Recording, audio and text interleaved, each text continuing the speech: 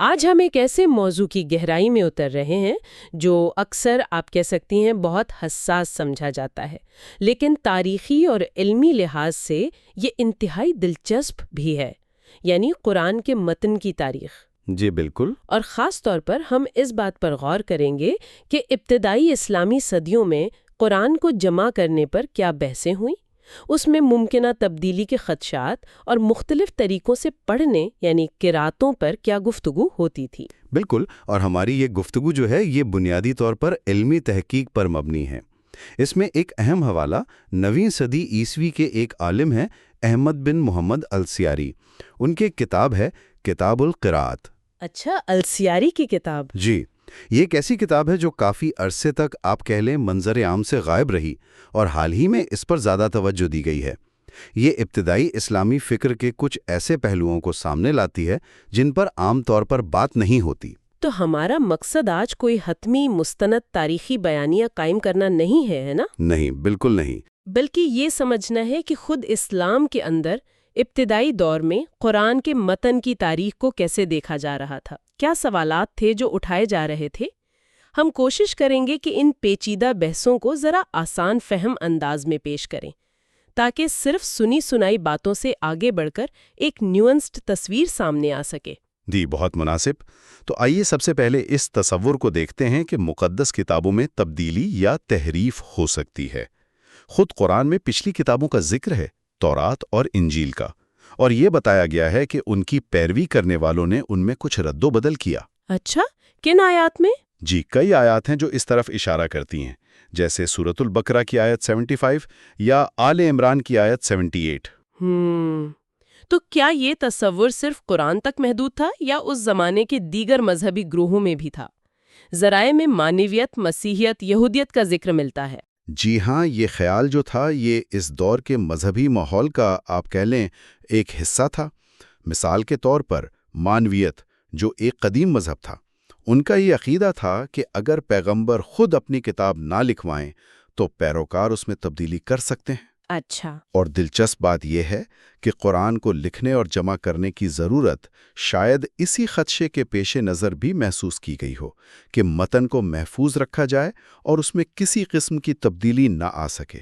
تو جو عام کہانی ہم سنتے ہیں وہ یہ ہے کہ حضرت ابو بکر رضی اللہ تعالی عنہ کے زمانے میں قرآن کو پہلی بار یکجا کیا گیا، اور پھر حضرت عثمان رضی اللہ تعالی عنہ کے دور میں ایک معیاری نسخہ تیار کر کے باقی تمام نسخوں کو کہا جاتا ہے کہ ضائع کر دیا گیا تاکہ کوئی اختلاف نہ رہے۔ جی، یہ معیاری بیانیہ ہے۔ لیکن کیا علمی تحقیق اس سادہ سی کہانی پر کچھ سوالات اٹھاتی ہے؟ جی، کچھ اہم سوالات ضرور اٹھائے گئے ہیں۔ مثلا حضرت عثمان رضی اللہ تعالی عنہ کا دور خلافت، وہ تو 23 سے 35 ہجری تک تھا۔ جی، 7ویں صدی عیسوی کا وسط۔ بالکل، لیکن ان کے مصحف کی تیاری کا تفصیلی ذکر کرنے والے جو تحریری ذرائع ہیں وہ ہمیں کافی بعد کے ملتے ہیں۔ اچھا، کتنے بعد کے؟ زیادہ تر 2 صدی ہجری کے اواخر یا 3 صدی ہجری، یعنی 8ویں 9ویں صدی عیسوی میں۔ تو یہ جو زمانی فاصلہ ہے یہ مورخین کے لیے ایک سوالیہ نشان رہا ہے۔ اور عربی لکھنے اور باقاعدہ کتابیں بنانے کی تاریخ پر بھی تو کافی بحث ہوئی ہے۔ کیا واقعی پہلی صدی ہجری میں یعنی 7ویں صدی میں کتابیں اس طرح لکھی جا رہی تھیں؟ یہ ایک اہم نکتہ ہے۔ 19ویں صدی میں کچھ مغربی علماء تھے، ان کا خیال تھا کہ عربوں میں لکھنے کا رواج زیادہ پرانا نہیں، اور باقاعدہ کتابیں شاید 2 صدی ہجری یعنی 8ویں صدی کے بعد ہی لکھی جانے لگیں۔ لیکن بعد میں اس پر کام ہوا؟ جی، بعد کی تحقیق خاص طور پر نبیہ ایبٹ ہیں، فواد سیزگین ہیں، ان جیسے محققین نے اس خیال کو چیلنج کیا، اور انہوں نے دلائل دیے کہ لکھنے کا رواج اور ابتدائی شکل میں کتابیں تیار کرنے کا عمل وہ پہلی صدی ہجری میں بھی موجود تھا۔ اچھا۔ اور یہ بحث قرآن کی تدوین کی تاریخ کو سمجھنے کے لیے بہت اہم ہے۔ اچھا، ایک اور بات جو سننے میں آتی ہے وہ یہ کہ کچھ روایات کے مطابق شاید پیغمبر اسلام صلی اللہ علیہ وسلم نے خود ابتدا میں قرآن کو مکمل طور پر لکھوانے پر زور نہیں دیا تھا۔ کیا ایسا تھا کہ عربوں کی شاعری کی طرح زبانی یاد رکھنے اور سنانے پر زیادہ انحصار کیا جاتا تھا؟ ایسی روایات ملتی ہیں، مثال کے طور پر حضرت ابوبکر رضی اللہ تعالیٰ عنہ سے منسوب ایک مشہور قول ہے کہ جب انہیں قرآن جمع کرنے کو کہا گیا تو انہوں نے کچھ تردد کا اظہار کیا تھا کہ وہ کام کیسے کریں جو خود رسول اللہ صلی اللہ علیہ وآلہ وسلم نے نہیں کیا۔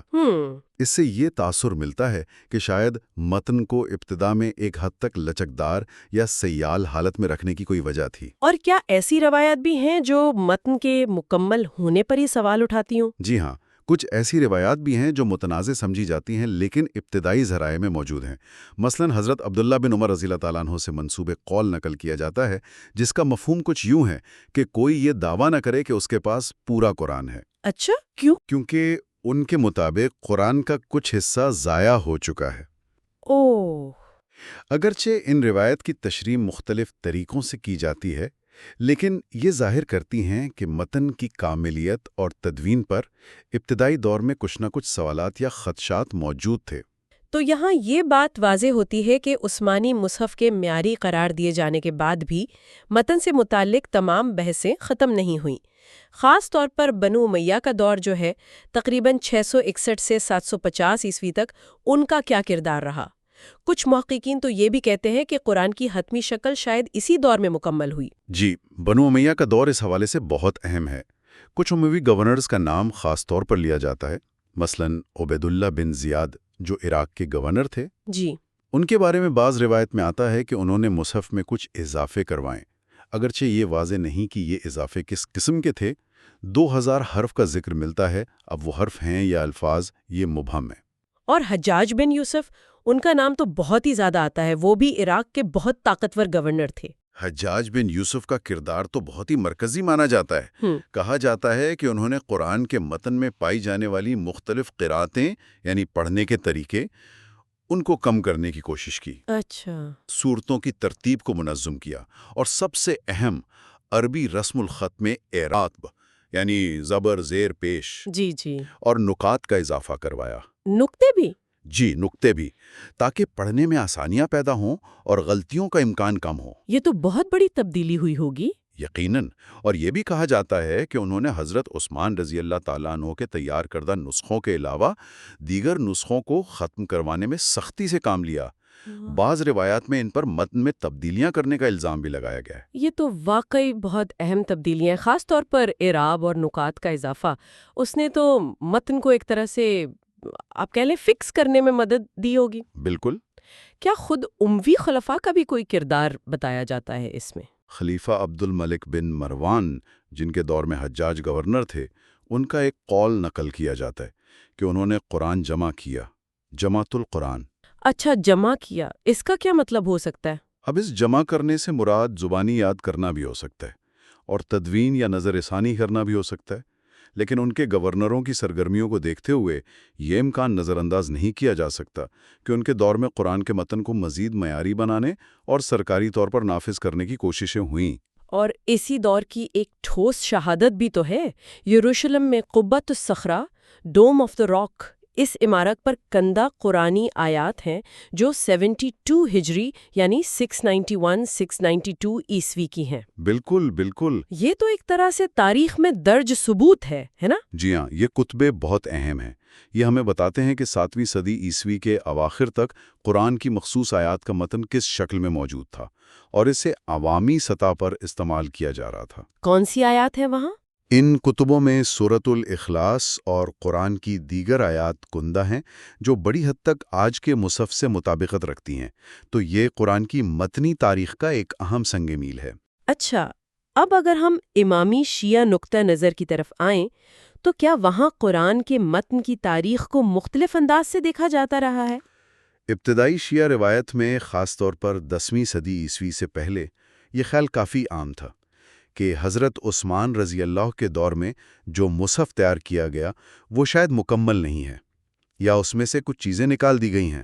کیسی چیزیں؟ خاص طور پر وہ جو حضرت علی علیہ السلام اور اہل بیت کی فضیلت پر مبنی تھیں یا ان کے مخالفین کے ذکر پر۔ السیاری، جن کا ہم نے شروع میں ذکر کیا، اور ان کے ہمعصر دیگر علماء جیسے الکلینی ہیں، الصفار ہیں، ان کی کتابوں میں ایسی روایت بکثرت ملتی ہیں۔ اور حضرت علی کے بارے میں وہ تصور کہ ان کے پاس ایک الگ مکمل مصحف تھا۔ جی ہاں، یہ شیعہ روایت کا ایک مرکزی نقطہ ہے کہ حضرت علی نے پیغمبر اسلام صلی اللہ علیہ وآلہ وسلم کے فوراً بعد نزول کی ترتیب کے مطابق ایک مکمل قرآن جمع کیا تھا، جس میں تمام تفصیلات اور تفسیر بھی شامل تھی، لیکن اسے اس وقت کے حکمرانوں نے قبول نہیں کیا۔ تو یہ نظریہ متن کی تاریخ کے ساتھ ساتھ حضرت علی کی علمی حیثیت کو بھی اجاگر کرتا ہے۔ بالکل۔ لیکن کیا یہ نظریہ ہمیشہ غالب رہا یا بعد میں اس میں کوئی تبدیلی آئی؟ تبدیلی آئی، اور یہ بہت اہم تبدیلی ہے۔ تقریباً 10ویں صدی کے اواخر اور 11ویں صدی میں بڑے شیعہ علماء جیسے ابن بابویہ ہیں، شیخ مفید ہیں، شیخ توسی ہیں، انہوں نے اس موقف پر زور دینا شروع کیا کہ موجودہ عثمانی مصحف ہی مستند اور مکمل ہے۔ اچھا، یعنی انہوں نے تحریف کے نظریے کو رد کیا؟ جی ہاں، انہوں نے کہا کہ اس میں کوئی تحریف نہیں ہوئی۔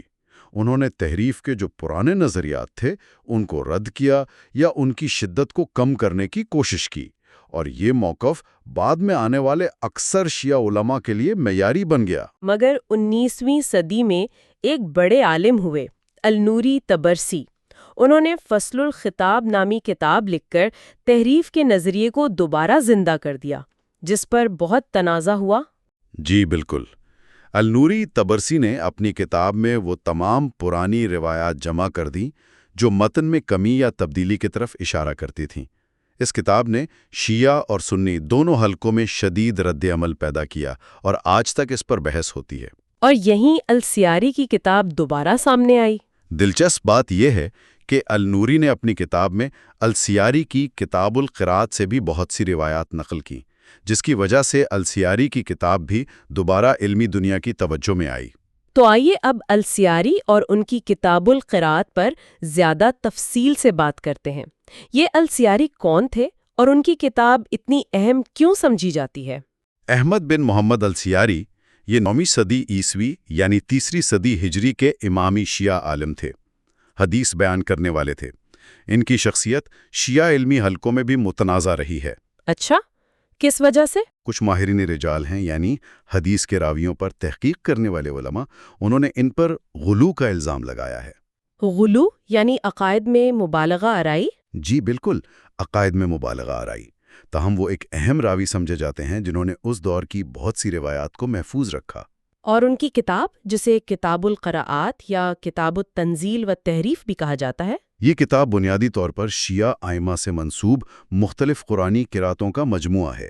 اس میں ایسی سینکڑوں روایات جمع کی گئی ہیں جو بتاتی ہیں کہ قرآن کی فلاں آیت اصل میں اس طرح نازل ہوئی تھی، جو کہ موجودہ عثمانی متن سے مختلف ہے۔ کتاب کا عنوان ہی بتا رہا ہے، التنزیل یعنی جو نازل ہوا، اور التحریف یعنی جو تبدیلی ہوئی۔ جی، عنوان ہی اس کے موضوع کی طرف اشارہ کرتا ہے۔ یہ کتاب تو گویا صدیوں تک ایک طرح سے چھپی رہی اور پھر النوری کے ذریعے دوبارہ سامنے آئی۔ جی، ایسا ہی ہے۔ النوری نے اپنی کتابوں میں اس کے حوالے دیے تو محققین کو اس کی اہمیت کا اندازہ ہوا، اور خوش قسمتی سے اس کے کئی پرانے قلمی نسخے یعنی مخطوطات مل گئے ہیں۔ اچھا، ہاتھ سے لکھی ہوئی کاپیاں؟ جی، ان مخطوطات کا تقابلی جائزہ لے کر محققین نے اس کا ایک قابل اعتبار متن شائع کیا ہے، جس سے اب اس کا مطالعہ آسان ہو گیا ہے۔ یہ جاننا بھی دلچسپ ہے کہ ان نسخوں میں بھی کچھ فرق پائے جاتے ہیں۔ یعنی کتابت کے دوران بھی تبدیلیاں ہوئیں۔ جی بالکل۔ تو اب آتے ہیں اس کتاب کے مواد پر۔ السیاری کس طرح کی مختلف قراتیں پیش کرتے ہیں؟ کیا وہ یہ واضح کرتے ہیں کہ یہ صرف تفسیر نہیں بلکہ متن کا حصہ ہے؟ السیاری اور دیگر ابتدائی مصنفین کچھ خاص جملے استعمال کرتے ہیں یہ بتانے کے لیے کہ یہ محض تفسیر نہیں ہے بلکہ یہ اصل نازل شدہ متن ہے۔ مثلاً وہ کہتے ہیں کذالک نزلت، یہ آیت ایسی ہی نازل ہوئی تھی، جی، یا ہاکذا نزلت، اس طرح نازل ہوئی، یا کبھی امام اپنے کسی شاگرد کی تلاوت سن کر اسے ٹوکتے ہیں اور کہتے ہیں کہ اصل قرات یوں ہے۔ اچھا، اس سے وہ یہ تاثر دینا چاہتے ہیں کہ یہ متن کا ہی حصہ ہے۔ یہ تو بہت دلچسپ ہے۔ کیا آپ کچھ مثالیں دے سکتے ہیں کہ کس قسم کے فرق بتائے جاتے ہیں؟ یقیناً، ان قراتوں کی کئی قسمیں ہیں جو مختلف پہلوؤں پر روشنی ڈالتی ہیں۔ پہلی قسم اور شاید سب سے نمایاں وہ قراتیں ہیں جہاں موجودہ متن میں تو نام نہیں ہے، لیکن السیاری کی روایت کے مطابق اصل آیت میں حضرت علی علیہ السلام یا آل محمد یا آل بیت کا نام واضح طور پر شامل تھا۔ اچھا، جیسے؟ مثال کے طور پر سورۃ النساء کی آیت 166 ہے، اس کے بارے میں ایک روایت ہے کہ اس میں بما انزل الیک فی علی کے الفاظ تھے، جو آپ پر علی کے بارے میں نازل کیا گیا۔ جی اسی طرح سورۃ المائدہ کی آیت 67 جو تبلیغ رسالت والی آیت ہے، اس کے بارے میں کہا گیا کہ وہ فی علی یعنی علی کے بارے میں کے الفاظ کے ساتھ نازل ہوئی تھی۔ یعنی یہ قراتیں تو براہ راست شیعہ عقائد کی تائید کرتی نظر آتی ہیں۔ جی بالکل۔ کیا مخالفین یا دشمنوں کا بھی ذکر ملتا ہے؟ جی کچھ روایات میں مخصوص افراد یا گروہوں کا نام لے کر ان کی مذمت کی گئی ہے جنہیں شیعہ روایت میں منفی کردار سمجھا جاتا ہے، مثلاً فلاں و فلاں کے الفاظ استعمال ہوتے ہیں، یا بنو امیہ کو قرآن میں مذکور شجرہ ملونہ یعنی لانتی درخت قرار دیا جاتا ہے۔ اچھا، سورۃ الاسراء کی آیت 60 کے حوالے سے جی بالکل۔ کیا ایسی تبدیلیاں بھی ہیں جو زبان یا گرامر سے متعلق ہوں لیکن ان کے مذہبی معنی بھی نکلتے ہوں؟ بالکل، یہ بھی ایک دلچسپ پہلو ہے۔ مثلاً لفظ ہے مسلمون یعنی مسلمان، سر جھکانے والے۔ اس کو کئی جگہ السیاری کی روایات میں مسلمون پڑھا گیا ہے، لام پر شد کے ساتھ۔ مسلمون، اس کا کیا مطلب بنتا ہے؟ مسلمون کا مطلب بنتا ہے تسلیم کرنے والے۔ جو شیعہ اصطلاح تسلیم ہے نا، یعنی امام کے حکم اور مرضی کے آگے مکمل طور پر سر تسلیم خم کرنا، جی جی، یہ اس تصور سے جڑتا ہے۔ تو یہ ایک معمولی لفظی فرق ہے لیکن اس کے مذہبی مضمرات گہرے ہیں۔ واقعی یہ بہت لطیف نقطہ ہے۔ کیا ایسی مثالیں بھی ہیں جہاں شاید تفسیر کو ہی متن کا حصہ بنا کر پیش کیا گیا ہو؟ ایسا بھی لگتا ہے۔ مثال کے طور پر سورۃ البقرہ کی آیت 238 میں نمازوں کی پابندی کا ذکر ہے، اور خاص طور پر درمیانی نماز الصلاۃ الوسطیٰ۔ جی، بہت سے مفسرین درمیانی نماز سے مراد عصر کی نماز لیتے ہیں۔ اسیاری کی ایک روایت میں اس آیت میں وصلاۃ العصری یعنی اور عصر کی نماز کے الفاظ کا اضافہ بتایا گیا ہے۔ اچھا، ہو سکتا ہے کہ یہ دراصل تفسیر ہو جسے روایت میں متن کا حصہ سمجھ لیا گیا ہو۔ یہ بھی ممکن ہے۔ اور کیا قرآن کے حجم یعنی اس کے کچھ حصے کے کم یا زیادہ ہونے کے بارے میں بھی روایات ہیں؟ جی، اسیاری اور دیگر ابتدائی شیعہ ذرائع میں ایسی روایات کافی ہیں جو دعویٰ کرتی ہیں کہ قرآن کا کچھ حصہ، خاص طور پر جو بعض صحابہ کے فضائل سے متعلق تھا یا بعض متنازع احکام جیسے رجم یعنی سنگساری کی سزا سے متعلق تھا، وہ موجودہ مصحف میں شامل نہیں۔ اچھا، جیسے کون سی صورت کے بارے میں؟ مثلا یہ کہا جاتا ہے کہ سورۃ الاحزاب اصل میں بہت طویل تھی، تقریباً سورۃ البقرہ جتنی۔ اتنی لمبی؟ جی، روایات کے مطابق۔ تو ان تمام تفصیلات کا خلاصہ کیا ہے؟ السیاری کی کتاب اور اس جیسی دیگر روایات ہمیں قرآن کی تاریخ کے بارے میں کیا بتاتی ہیں؟ دیکھیں، یہ ہمیں بتاتی ہیں کہ قرآن کے متن کی تاریخ اتنی سیدھی اور یکساں نہیں ہے جیسا کہ عام طور پر سمجھا جاتا ہے۔ ابتدائی صدیوں میں خاص طور پر شیعہ حلقوں میں متن کی کاملیت پر، اس کی ترتیب پر اور اس کی قرات پر مختلف آراء اور روایات موجود تھیں۔ السیاری کی کتاب ان متبادل نقطہ نظر کا ایک اہم ذخیرہ ہے۔ اس کا مطلب یہ ہوا کہ جسے آج ہم معیاری متن سمجھتے ہیں، اس کے ساتھ ساتھ دیگر تصورات اور روایات بھی ایک طویل عرصے تک موجود رہیں، چاہے وہ مرکزی دھارے کا حصہ نہ بنی ہوں۔ بالکل، یہ ہمیں یہ سمجھنے میں مدد دیتا ہے کہ کسی بھی مذہبی کمیونٹی میں مقدس متن کی تشکیل، اس کی حفاظت اور اس کی تشریح ایک پیچیدہ عمل ہوتا ہے جس میں ہمیشہ مکمل اتفاق رائے نہیں ہوتا۔ صحیح۔ السیاری کی کتاب جیسی چیزیں ہمیں تاریخ کی ان پیچیدگیوں سے روشناس کراتی ہیں جنہیں اکثر نظر انداز کر دیا جاتا ہے۔ یہ مخطوطات یعنی پرانے قلمی نسخوں کے مطالعے اور ان کی تنقیدی تدوین کی اہمیت کو بھی اجاگر کرتی ہیں کہ کیسے ہم ان کے ذریعے ماضی کی بہتر تصویر بنا سکتے ہیں۔